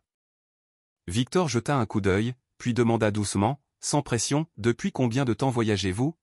« Je ne suis pas sûr, » répondit Lena doucement, les yeux toujours fixés sur le bol. « Y avait-il quelqu'un avec toi » ? « Non. J'ai porté mon frère et je suis parti quand tout le monde dormait. » Victor ne dit rien, sa main se figea en l'air. Il ne demanda pas pourquoi, pas encore. Il savait qu'une enfant comme Lena ne quittait pas la maison au milieu d'une tempête de neige juste pour une caprice d'enfant. « Tu as dit que ta mère était décédée » La petite fille hocha la tête. « L'année dernière. » Sa voix était stable, pas de larmes, pas de tremblement dans la gorge. Mais cela ne rendait pas la réponse moins lourde. « Et ton père » ? « Il vit avec ma belle-mère, Gloria. » Victor jeta un coup d'œil à Freya. Le chien était toujours tranquillement couché à côté de Lena, sa tête reposant sur la jambe de la fille, comme si elle l'avait déjà accepté comme faisant partie de la meute. Une inquiétude grandissante remua dans la poitrine de Victor. Un père qui laisse sa fille de 8 ans porter un nourrisson dehors, au milieu d'une tempête de neige? Il est soit aveugle, soit cruel. Peut-être les deux. As-tu pensé à aller à la police? Demanda Victor, son ton calme, cherchant seulement à comprendre. Léna ne répondit pas tout de suite. Elle posa la cuillère, se pencha en avant et fouilla lentement dans son pull en laine humide. Un petit collier en sortit. La chaîne en argent était ternie, mais le pendentif était soigneusement enveloppé dans une pochette en plastique étanche. Elle le détacha. À l'intérieur se trouvait une petite clé USB noire, pas plus grande qu'un bout de doigt. Elle le regarda, sa voix à peine un murmure, comme si elle craignait que quelqu'un à l'extérieur de la cabane ne l'entende. Maman a dit que si quelque chose arrivait, il fallait faire confiance aux soldats. Victor ne répondit pas tout de suite. Il tendit la main et prit la clé USB. Elle était légère, presque sans poids. Mais ces mots changèrent l'atmosphère entière de la cabane. « Tu es sûr que ta mère a dit ça ?» demanda-t-il de nouveau, sa voix ferme mais pas froide. Léna hocha la tête, cette fois-ci croisant son regard sans hésitation. Elle a dit, un soldat ne tournera pas le dos quand quelqu'un a besoin d'aide, même s'il est fatigué, même s'il a tout abandonné. Victor baissa la tête. C'était la même phrase qu'un de ses anciens camarades d'escouade avait brodée sur un morceau de tissu noir avant de quitter l'unité. Un ami qui n'était jamais revenu. Un homme qui avait dit un jour, si nous ne les sauvons pas, alors qui le fera? Maintenant, cette même phrase venait de la bouche d'une petite fille de 8 ans, au milieu d'une tempête de neige, dans une cabane que Victor pensait que le monde avait depuis longtemps oubliée. Il se leva et se dirigea vers le vieux bureau où se trouvait son ordinateur portable. Il n'était pas connecté à Internet, mais la batterie de secours fonctionnait toujours. Il brancha la clé USB. Léna resta immobile près du feu, les yeux fixés. L'écran vacilla. Un dossier apparut, pour mes enfants, si quelque chose arrive. Victor inspira profondément. Sa main plana au-dessus du clavier. Pas de mot de passe. Juste un seul fichier vidéo datant de près d'1 an. Il ne l'ouvrit pas tout de suite. Au lieu de cela, il regarda les deux enfants reposant l'un contre l'autre, puis la petite clé USB toujours branchée. Si la mère avait laissé quelque chose comme ça, si elle savait que quelque chose pouvait arriver, alors ce n'était pas un accident. C'était un avertissement, un dernier message. Victor posa sa main sur la clé USB, sans la retirer, la laissant simplement là. Il parla doucement, presque à lui-même, « D'accord, Léna. Voyons ce que ta mère avait besoin de dire. Et si c'était toi, accepterais-tu d'héberger une petite fille étrangère et d'accepter ce qu'elle apportait avec elle ?» La cabane était enveloppée d'un silence tamisé et ombragé, éclairé seulement par la flamme vacillante de la cheminée et la lueur jaune pâle d'une simple lampe à huile fixée au mur. Dehors, le vent hurlait toujours comme une âme perdue, mais maintenant il ne semblait plus terrifiant. Il était devenu autre chose, un murmure obsédant. Il n'y avait pas de signal de téléphone portable, pas d'internet, juste la profonde immobilité des montagnes et les sons de la nature. Victor s'accroupit près d'une vieille table en bois où se trouvait son unique ordinateur portable. C'était un modèle classique, une relique d'une vie passée, principalement utilisée pour regarder de vieilles photos ou lire des livres électroniques. La faible lueur bleue de l'écran projetait une lumière pâle sur son visage, soulignant les rides profondes et le poids de ses pensées. Freya était recroquevillée à ses pieds, les yeux à moitié clos mais alertes. Le bébé Noah dormait profondément près de la cheminée, sa respiration plus régulière maintenant. Léna était assise à côté de son frère, les yeux fixés sur Victor, remplis d'espoir et de peur à la fois. Victor tenait la petite clé USB noire que Léna lui avait tendue. Elle était si minuscule qu'elle semblait presque invisible, mais son poids dans sa paume était indéniable. Il l'inséra dans le vieil ordinateur portable. Un doux tintement retentit, puis une fenêtre s'ouvrit. Victor cliqua sur l'icône du dossier et vit un unique fichier vidéo. Il double-cliqua. L'écran vacilla, puis l'image apparut. C'était une femme. Son visage était mince, émacié, avec des yeux cernés qui révélaient une fatigue insupportable. Mais en dessous, une lueur de résilience et une peur si brute qu'elle transperçait. Elle regardait directement la caméra, comme à travers le temps, à travers l'espace, droit dans les yeux de Victor. Derrière elle se trouvait une pièce austère et froide, un lit d'hôpital, quelques effets personnels. Elle ne dit pas un mot sur son état, mais il était clair que cette femme était gravement malade. « Bonjour, Léna, ma douce fille. » La voix de la femme se fit entendre, faible mais claire, entrecoupée de respirations laborieuses. « Je savais que tu trouverais ça. Je suis désolé. Il ne me reste plus beaucoup de temps. » Victor et Léna retinrent leur souffle. Léna serra les mains, les yeux rivés sur l'écran. La femme commença à parler lentement, chaque mot comme un fardeau qu'elle enlevait de sa poitrine. Elle était la mère de Léna et Noah. Elle raconta sa maladie, comment elle avait dû être hospitalisée, et comment, à son plus vulnérable, elle avait été contrainte par Gloria, la belle-mère de Léna, et Lucas, son père biologique, de signer un papier. C'était censé être un accord de garde temporaire, permettant à Lucas de s'occuper des enfants pendant son hospitalisation. Victor fronça les sourcils. Garde temporaire? Quelque chose n'allait pas. Il avait vu trop de sales tours dans sa vie. Les documents légaux n'étaient pas facilement manipulables à moins que quelqu'un ne sache exactement comment contourner les règles. Il jeta un coup d'œil à Léna. Elle n'avait pas scié. Son silence ne fit qu'accroître son inquiétude. Je leur ai fait confiance, la voix de la femme trembla. Je pensais qu'ils prendraient soin de vous. Mais je me suis trompé. Elle continua. Après avoir signé l'accord temporaire, Gloria et Lucas l'avaient utilisé comme levier. Ils avaient falsifié des dossiers médicaux pour faire paraître son état bien pire, affirmant qu'elle était inapte à s'occuper de ses enfants. Ils avaient comploté avec un notaire corrompu pour transformer le document temporaire en un transfert légal permanent, la dépouillant de tous ses droits parentaux. Aux yeux de la loi, dit-elle, les yeux brillants de douleur, j'ai été considérée comme vous ayant abandonné. Je ne suis plus votre mère légale. Victor serra la mâchoire. La façon dont il tordait la loi, transformant la confiance désespérée d'une mère en une arme contre elle, était cruelle au-delà des mots. Il avait vu des abus de pouvoir similaires dans l'armée, des hommes qui déformaient la vérité pour servir leurs propres fins. Était-ce une autre manipulation, une histoire fabriquée? Même si Léna était venue à lui en utilisant un code spécifique, le soldat Victor ne pouvait toujours pas tout accepter au pied de la lettre. C'était un homme de logique. Ses affirmations avaient besoin de preuves. Il voulait tout, continua la mère, des larmes coulant maintenant sur ses joues. Pas seulement la garde. Il voulait l'héritage de Léna. Je sais que Gloria ne vous a jamais aimé. Elle ne voulait que l'argent.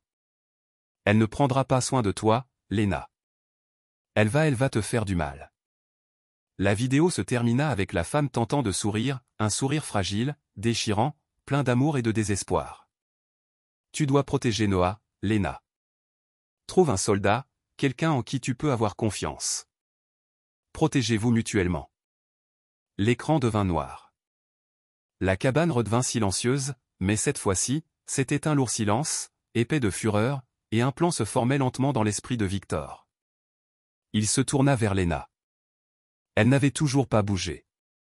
Ses yeux étaient rouges mais secs.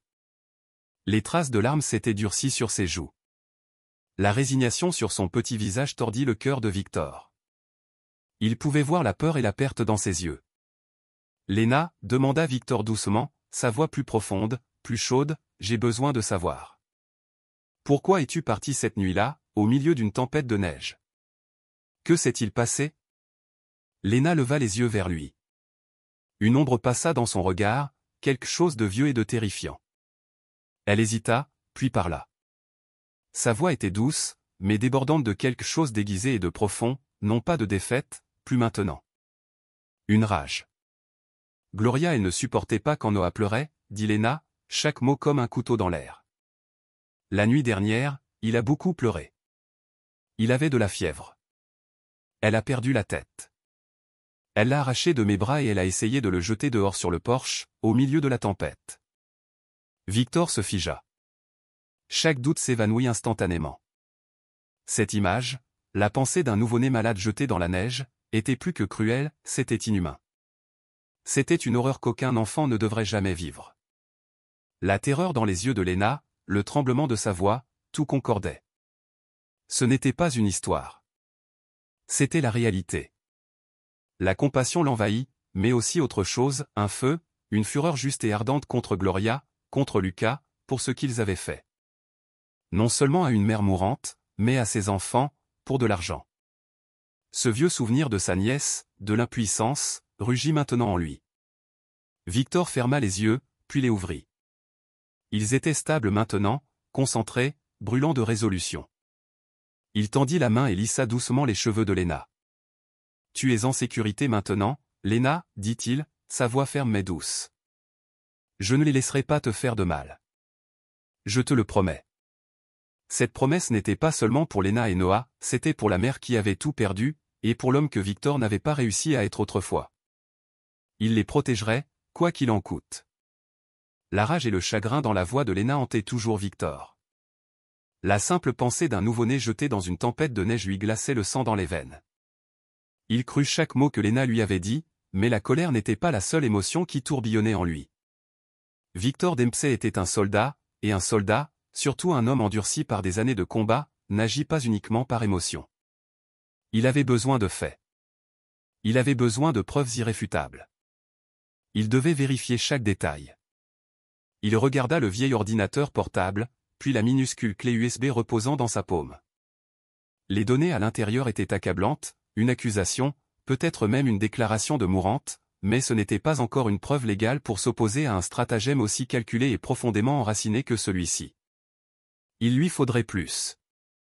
Il lui faudrait confirmer chaque document falsifié, chaque signature de notaire, chaque dossier médical contrefait. Et pour ce faire, il devrait quitter la cabane. Freya, dit Victor, se tournant vers la chienne loyale qui était maintenant assise à ses côtés, alerte et calme. Reste ici avec Léna et Noah. Protège-les. Il caressa la tête de Freya, offrant un regard de compréhension silencieuse. Le chien répondit par un grognement bas et régulier, une promesse de devoir. Victor enfila son manteau le plus épais, enroula son écharpe autour de son cou et tira un bonnet tricoté bas sur ses oreilles. Il donna des instructions précises à Léna sur la façon de s'occuper de Noah, lui rappelant de n'ouvrir la porte à personne et de la garder bien verrouillée. Il plaça sa vieille carabine de chasse près de la cheminée, à portée de Léna, en cas d'urgence. Elle hocha la tête, son petit visage sérieux, rempli de confiance. Victor glissa la clé USB dans la poche de son manteau et sortit. Le vieux pick-up gémit lorsqu'il tourna la clé, tout ça pour démarrer avant de cracher d'épaisses volutes de fumée blanche. La route de montagne était un défi brutal. La neige était encore profondément accumulée, et les pneus du camion patinaient et glissaient sur la surface gelée. Il lui fallut près d'une heure pour atteindre la petite ville au pied de la montagne, à environ 20 km de la cabane. Les rues étaient encore enveloppées d'un brouillard matinal. La ville se réveillait à peine. Victor se rendit directement à la seule supérette de la ville. Juste à l'extérieur se trouvait un vieux téléphone public à pièces. Il sortit une carte téléphonique de son portefeuille, l'inséra et composa un numéro qu'il n'avait pas appelé depuis des années, un numéro gravé dans sa mémoire. Il appartenait à Cassie, une ancienne infirmière de guerre et la seule amie de ses jours militaires avec qui il était encore en contact. Elle travaillait maintenant dans une petite clinique d'une ville voisine, à seulement 3 km de là. Une voix rauque répondit. « Victor ?» Il raconta rapidement tout, l'apparition soudaine de Léna et Noah, le contenu de la clé USB, et les détails troublants concernant les documents légaux falsifiés. Il insista sur la nécessité de vérifier chaque dossier médical falsifié, chaque demande de tutelle frauduleuse. « Cela ressemble à une opération bien planifiée, » répondit Cassie, son ton devenant grave. Falsifier des dossiers médicaux et s'entendre avec des notaires n'est pas une mince affaire. Je vais commencer à enquêter tout de suite. Nous devrons examiner tous les dépôts de garde d'enfants dans la région au cours des derniers mois. Je contacterai des collègues juristes en qui j'ai confiance. J'ai besoin de toi ici, Cassie, dit Victor avec urgence. Le garçon a toujours une forte fièvre, et Léna elle ne peut pas faire ça seule. Je viendrai dès que possible, dit-elle. Retourne à la cabane. J'apporterai des médicaments et des fournitures et je serai là dans quelques heures. Reste en sécurité. Victor raccrocha. Une partie du poids sur ses épaules s'allégea. Il avait maintenant un plan, et quelqu'un en qui il pouvait avoir confiance pour l'aider à le mener à bien. Il fit demi-tour avec le camion et remonta la route de montagne. Mais plus il s'approchait de la cabane, plus l'inquiétude le gagnait. Un frisson, pas dû au froid, lui parcourut la nuque. Il jeta un coup d'œil dans le rétroviseur. À travers la neige tourbillonnante, il aperçut un autre pick-up, noir, qui le suivait à distance. Pas assez près pour alerter, mais Victor avait été entraîné à remarquer quand quelque chose n'allait pas. Il était suivi. L'appel qu'il avait passé, aussi simple soit-il, avait remué quelque chose. Quelqu'un avait écouté. Alors que le camion de Victor tournait sur le sentier étroit menant à sa cabane, le pick-up noir derrière lui ralentit et s'arrêta silencieusement derrière un virage. Le conducteur ne le suivit pas. Il attendait. Pendant ce temps, à des centaines de kilomètres de là, dans une maison somptueuse nichée dans une autre ville, Gloria était assise sur un canapé en cuir, serrant une tasse de café matinal. Son maquillage était impeccable, ses cheveux dorés coiffés à la perfection. Lucas était assis à côté d'elle, pâle et les yeux creux. Ni l'un ni l'autre n'avaient dormi de la nuit.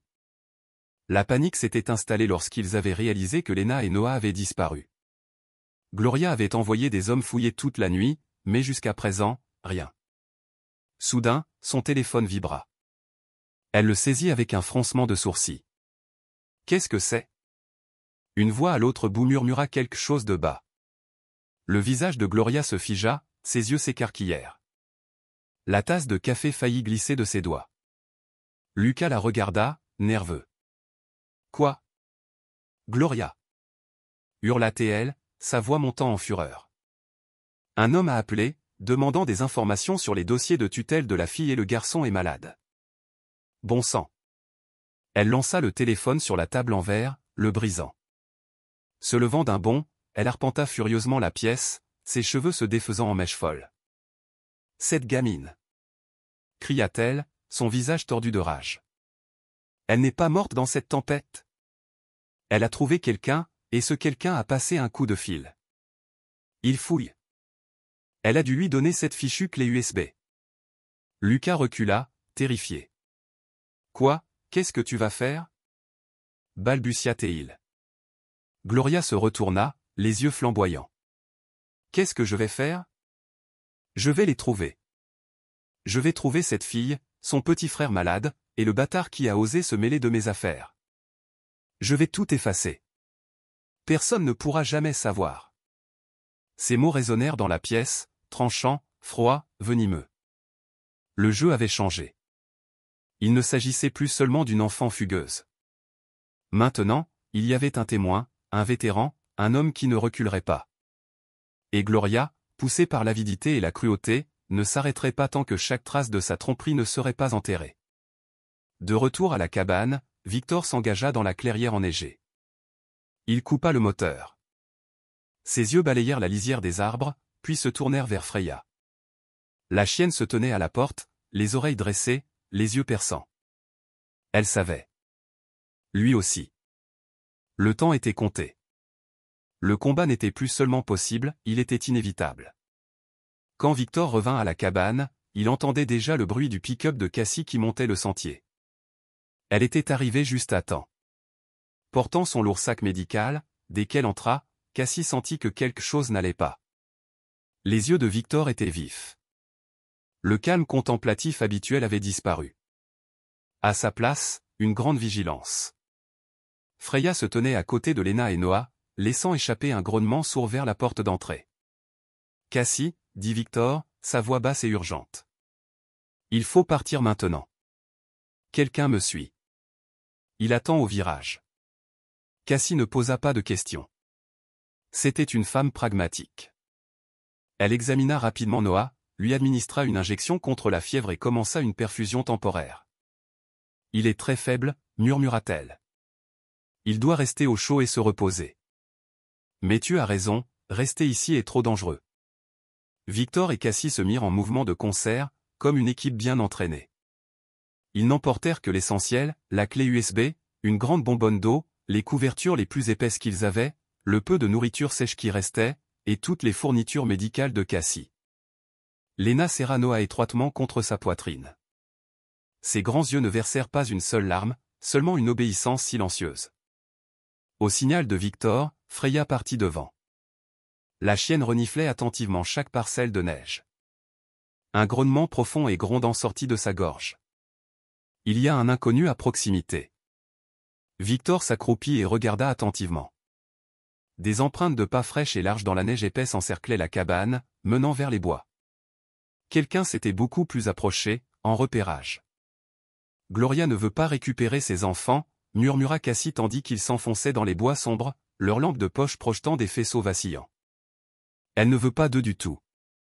Elle veut le silence. Elle veut tout couvrir. Sa voix était ferme, résolue, comme si elle déclarait une vérité indéniable. Il se déplaçait lentement le long d'un vieux sentier, presque enseveli sous la neige.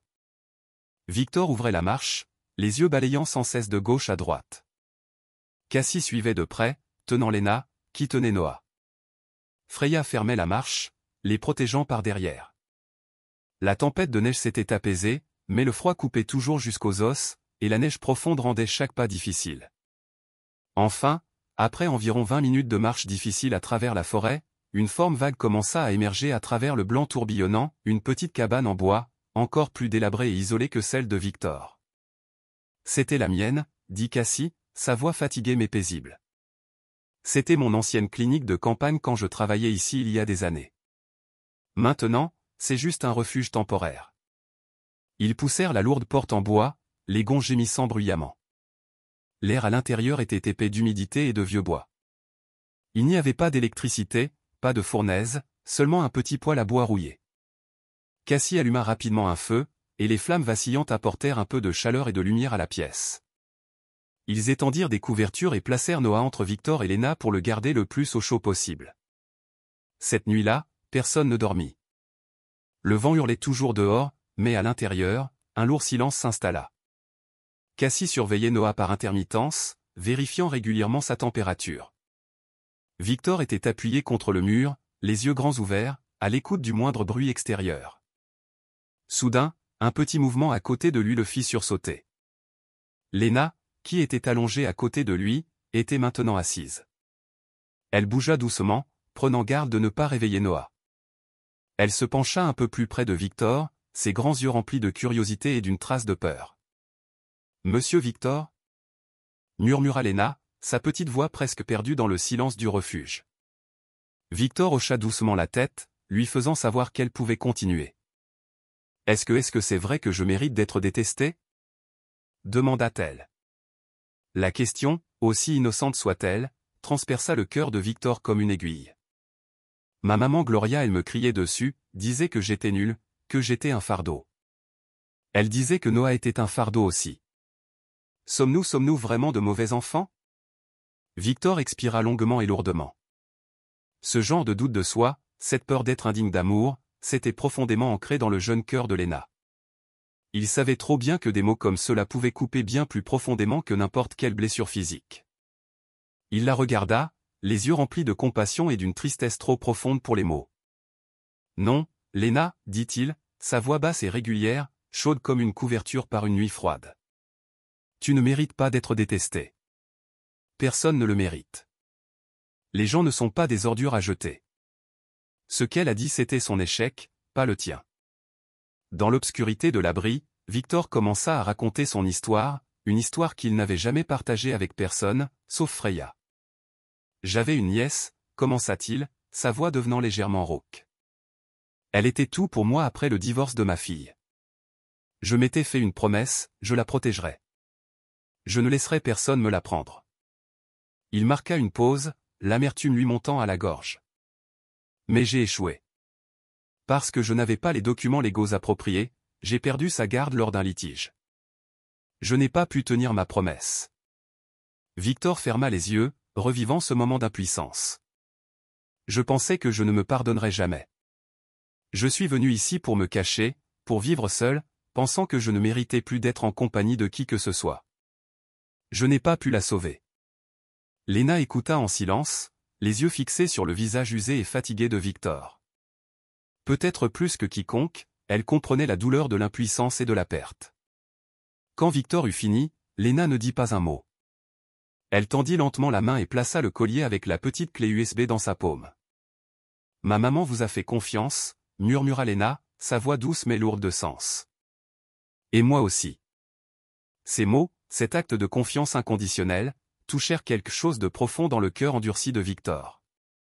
Ce n'était pas seulement le pardon, c'était une seconde chance.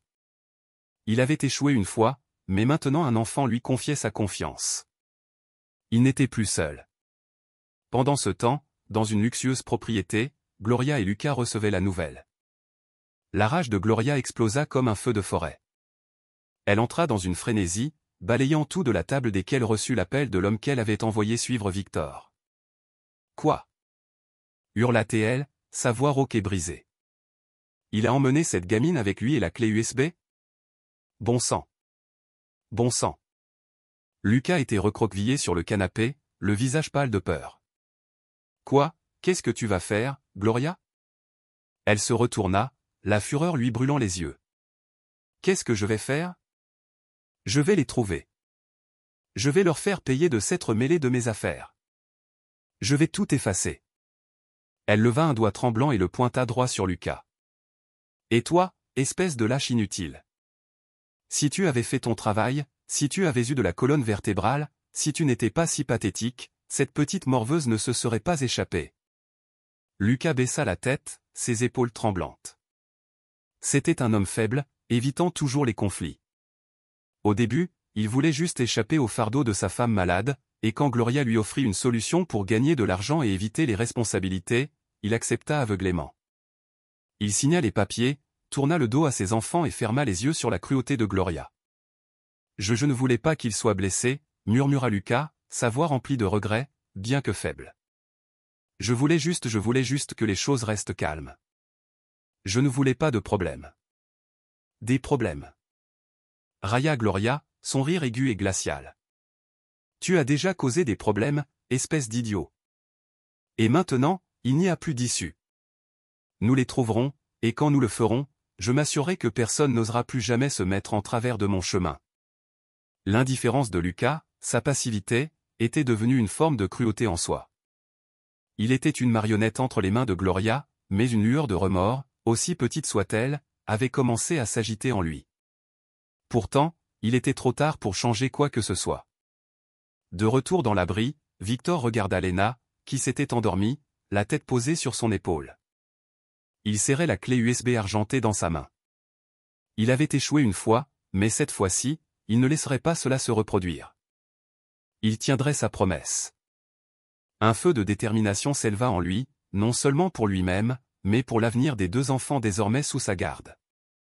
Cette flamme brûlait tranquillement, régulièrement, au cœur de la nuit. Les jours suivants dans le refuge furent remplis d'une attente tendue. Cassie avait tout tenté, utilisant un talkie-walkie à peine fonctionnel pour contacter un officier de police honnête qu'elle connaissait, Lila. Elle lui avait transmis les informations cruciales concernant les 2 clés USB et le sombre complot derrière la manipulation de la tutelle, soulignant l'urgence et le danger d'une organisation criminelle. Lila, une jeune mais capable et intègre officier, fit confiance à Cassie. Elle réunit rapidement une équipe d'intervention rapide, lança une enquête secrète et commença à planifier le sauvetage du groupe de Victor. Ce matin-là, la majeure partie de la neige ayant fondu, des véhicules de police approchèrent discrètement de la zone. Les sirènes ne retentirent qu'une fois la situation jugée sécurisée. Lila et son équipe localisèrent l'abri souterrain de Cassie et ramenèrent Victor, Cassie, Lena, Noah et Freya en toute sécurité à la ville.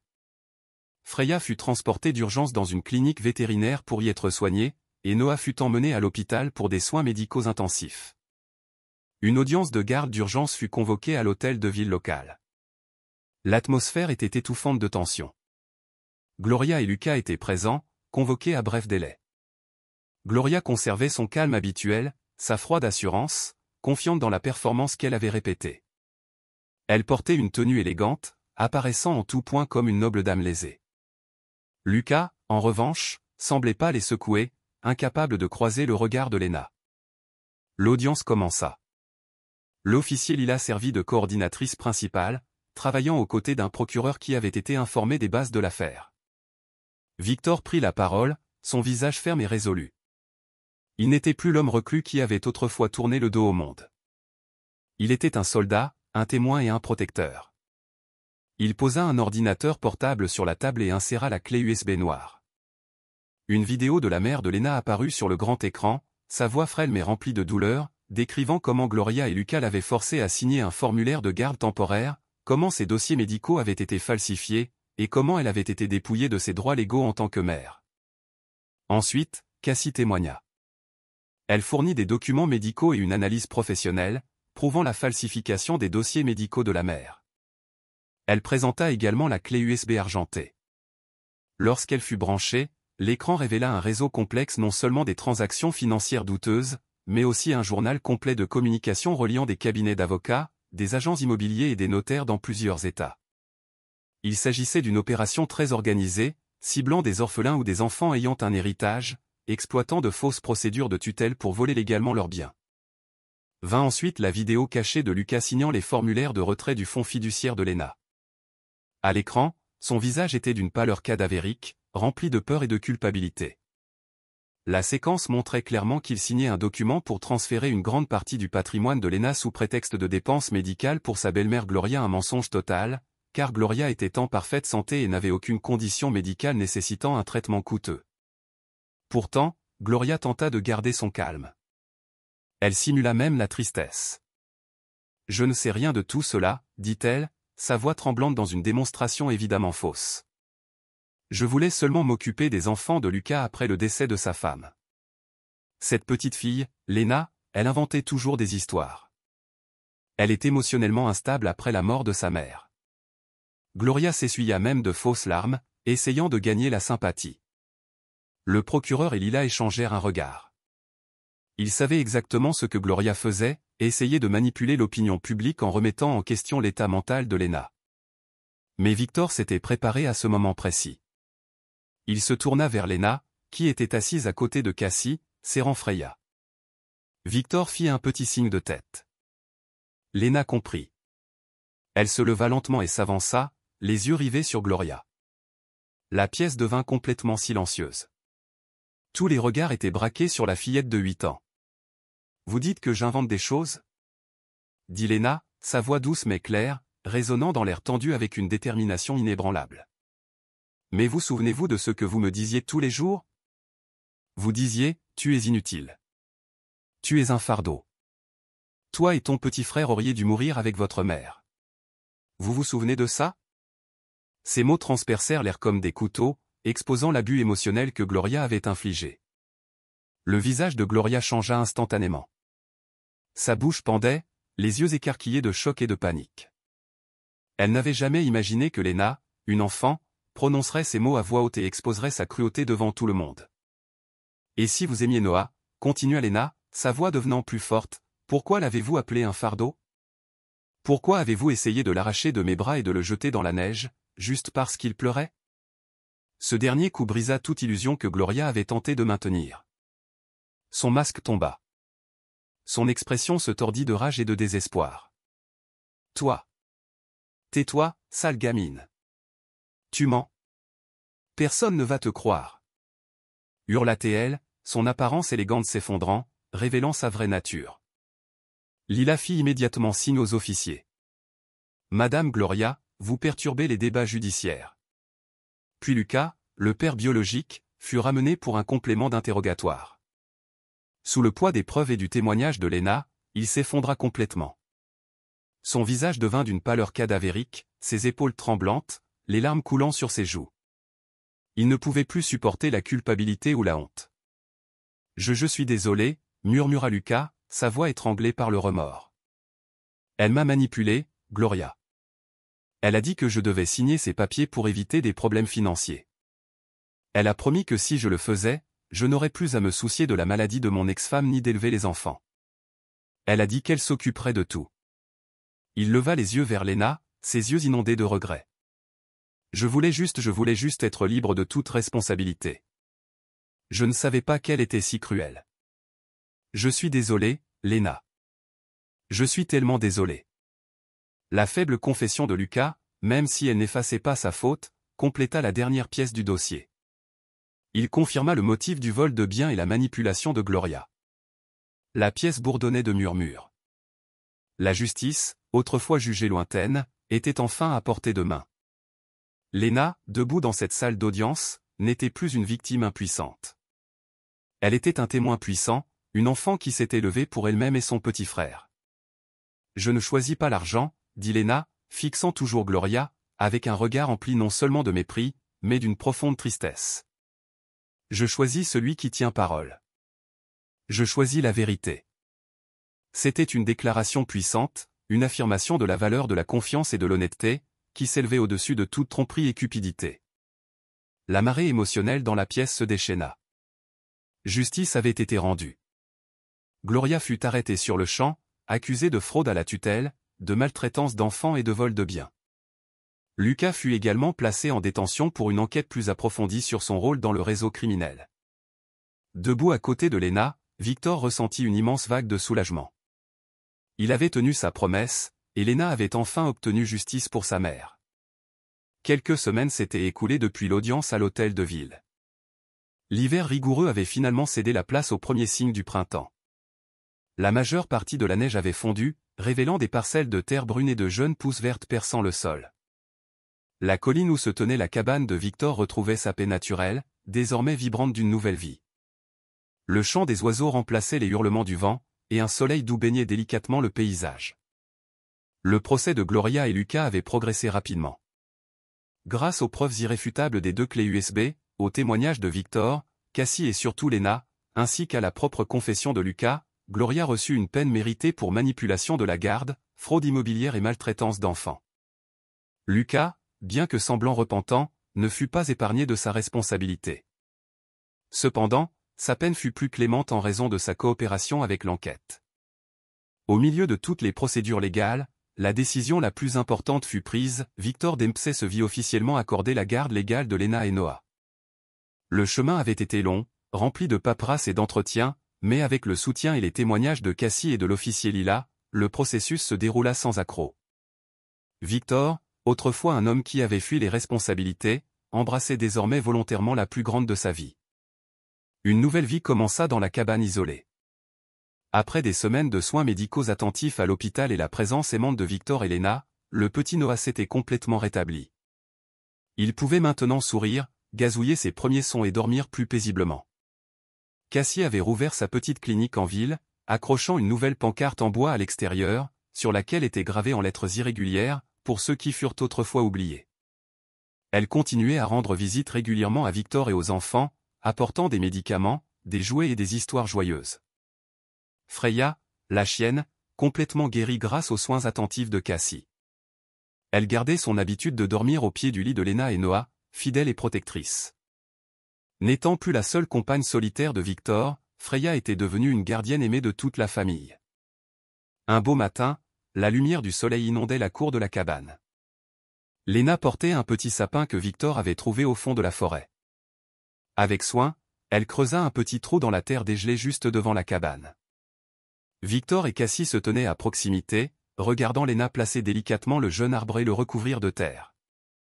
C'était un rituel simple, mais rempli de sens. À côté de l'arbre, Lena plaça une petite plaque en bois. Dans une écriture enfantine et hésitante, elle avait écrit « Pour maman, qui m'a appris à croire en quelqu'un qui tient parole ». Ce petit pin se dressait fièrement sur la colline, symbole de nouvelle vie, de souvenirs durables et d'une promesse tenue. Ce soir-là, Victor était assis près de la cheminée chaude, les flammes crépitant doucement. Noah s'était endormi dans ses bras, ses petits doigts serrés autour du pouce de Victor. D'une voix douce et aimante, Victor lut à haute voix un conte de fées. Un homme qui vivait autrefois dans le silence était maintenant entouré des rires d'enfants, preuve vivante de la guérison. Lena était assise à proximité, recroquevillée sur une vieille chaise en bois, tenant un tout nouveau cahier. Elle l'ouvrit à la première page. Son crayon se déplaçait lentement sur la feuille propre. Elle écrivait mot par mot, comme une déclaration de son parcours, « J'étais autrefois la fille abandonnée dans la neige. J'ai un jour pensé que je n'avais personne. Maman était partie, papa m'avait tourné le dos. J'ai couru à travers la tempête avec mon petit frère, ne sachant pas ce que le lendemain apporterait. Mais ensuite j'ai trouvé un soldat, un homme qui a tenu sa promesse. Maintenant, c'est moi qui peux rester. J'ai Victor. J'ai Freya. J'ai Cassie. J'ai Noah. J'ai une maison dans ces collines où la neige a fondu et où le printemps arrive. Je sais que la vie sera encore dure, mais je n'ai plus peur, parce que je ne suis pas seul. Et je n'oublierai jamais. Je n'oublierai jamais celui qui a cru en moi, qui a tenu sa promesse. Je n'oublierai jamais l'endroit où j'ai été trouvé. Je n'oublierai jamais que je suis digne d'amour. La lampe à huile continuait de brûler, projetant une lueur chaude dans la pièce. Dehors, les étoiles scintillaient dans le ciel nocturne clair. Personne n'était plus seul. Chacun d'eux avait trouvé un endroit où retourner, une nouvelle famille à sa manière. L'histoire ne se termina pas par une fin de conte de fées parfaite. Elle se termina par quelque chose de bien plus profond, une véritable guérison, un lien durable et un espoir tranquille et grandissant sous les collines où la neige avait enfin fondu. Et c'est l'histoire de Victor, Léna et du petit Noah. Une histoire gravée dans le courage, la confiance et le pouvoir de guérison de la gentillesse humaine. Par la nuit d'hiver la plus froide et la plus sombre, alors que toutes les portes semblaient fermées, un coup frappa, amorçant un voyage non seulement pour chercher la justice, mais pour trouver une famille. Victor, un homme qui vivait autrefois dans la solitude et le silence, retrouva son but. Léna, une petite fille portant le poids du monde sur ses épaules, trouva sécurité et foyer. Et Noah, une âme innocente prise dans la tempête, trouva l'amour inconditionnel.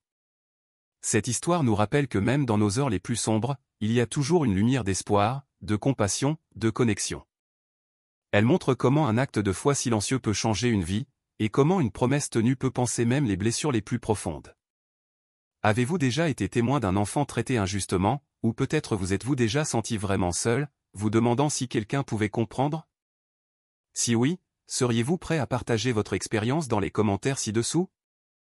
Vous ne savez jamais qui pourrait se sentir compris et réconforté par vos mots. Et plus que tout, j'espère que, où que vous soyez et quoi que vous affrontiez dans la vie, vous trouverez votre propre gardien de promesses, votre propre lumière dans l'obscurité. N'arrêtez jamais d'y croire. Merci d'avoir marché avec moi à travers cette histoire. On se retrouve dans la prochaine.